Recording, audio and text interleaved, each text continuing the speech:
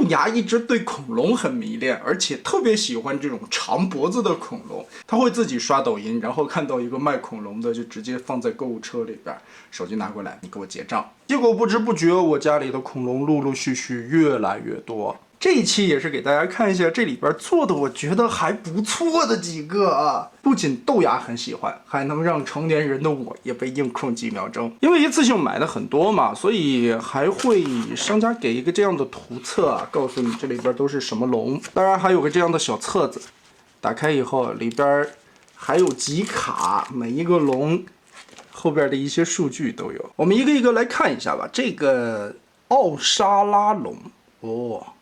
身上斑斑点点的，鳞片这些刻画的倒是不错，涂装啥的也是挺细致的。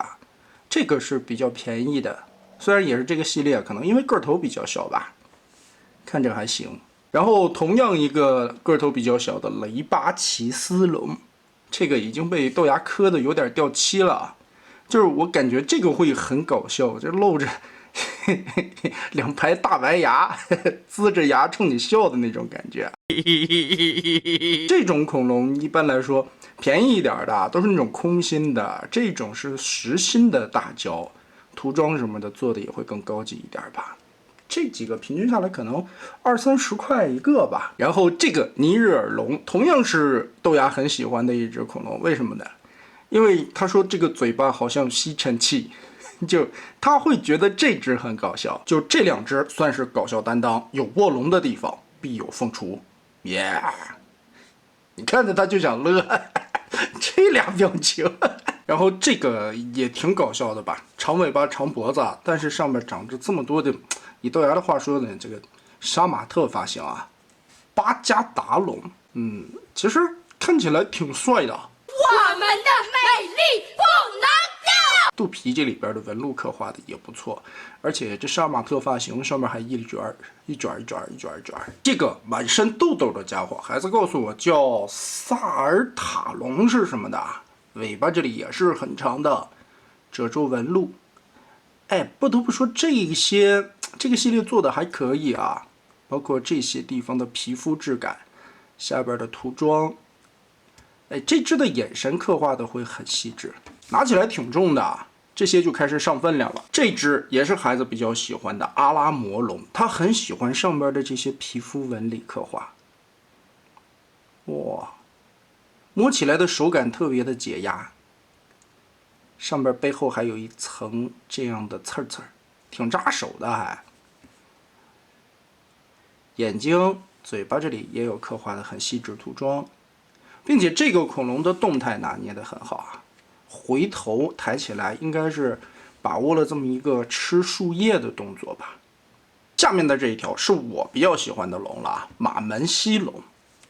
然后孩子给我科普说，其实马门溪这个名字是起错的，应该叫马明溪龙，在我国马明溪发现的它的化石，但是后来呢，也是可能当时教授有点口音吧，反正翻着翻着变成了马门溪。哎，这个的鳞片质感也很高级啊，身上的涂装，看这些纹理做的还是挺细致的。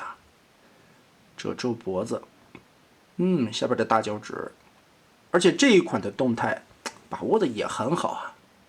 小眼睛、小牙齿涂装，不过这些地方已经被它磕磕绊绊的，其实有一些掉漆了。下一款体型比较大的地震龙，哦哟，这个就很长了，拿起来特别的重。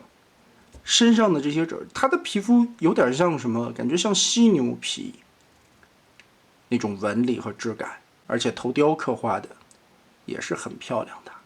身上有这种看一圈一圈的纹理，也是用涂装展现出来。尾巴长长的，很帅呀、体型非常巨大，拿在手里边也很重嘛，因为太大了。我估计起名就是因为太重了，走路咣当咣当咣当的，就跟地震一样。接着这个大家伙易碎双枪龙也是特别长的，这根尾巴看其实展开了以后会更长啊，但这块是卷缩起来的一个姿态。哇，这个脖子看这些皮肤很漂亮，背后的这一条，哎，用豆芽的话说，这个就是个滑梯，特别的光溜。看这个头，也刻画的很好啊，但是这些地方都是被孩子玩的磕磕碰碰的，已经掉了。这个嘴张开里边，舌头、牙齿都有刻画，小眼神也挺带劲的。最后一款这个体型有点特殊啊，它的姿态其实是抓了一个这样的站姿，立起来前腿够到更高的树叶。而且我感觉这一款波塞冬龙的涂装做的是最迷人的，肚皮下方这里分层的涂装效果，哇，背后褶皱处理真的挺不错的。当然还有好多是这种桶装的、箱装的小恐龙模型，一套好几个啊，这种的做工就差点意思了。反正就是以玩魔玩的角度来看吧，刚才看的那几款，我觉得做的还是不错的，平均一个售价20-30块钱，其实倒也不贵啊。当然它还有一些这种乐高的拼装小恐龙。总的来说，还是很羡慕如今的小朋友的各种各样的玩具。我们小时候哪有这么多呀，对吧？哪有一个小男孩能拒绝恐龙玩具呢？或许这个也是我们人类刻在DNA 里边的记忆吧。难道说曾经的恐龙真的是和人类的祖先有过一段时期的生活吗？不然世界历史上为什么会出现各个国家各个民族，不管龙是以何种形态何种身份出现，他们都会有龙的传说。而历史上边真正鉴定出来恐龙真的是活在多少亿年前，人类是几百万年前才出现的吗？这个还真不好说啊，毕竟现在大家都在说碳14定年法，似乎也不那么准确。所以呢，如今的科学技术对于考古方面来说，可能还有一定的技术壁垒。真要是哪天科学家研究出来，原来这些恐龙曾经和我们的人类祖先真的生活在一起，它就像如今的马、牛、羊这样的家畜一样。或者说能和我们一起帮助我们工作，又或者说与我们产生一个共生的关系，这个还真说不好。那么得嘞，今天豆芽的小玩具咱们就分享到这儿吧。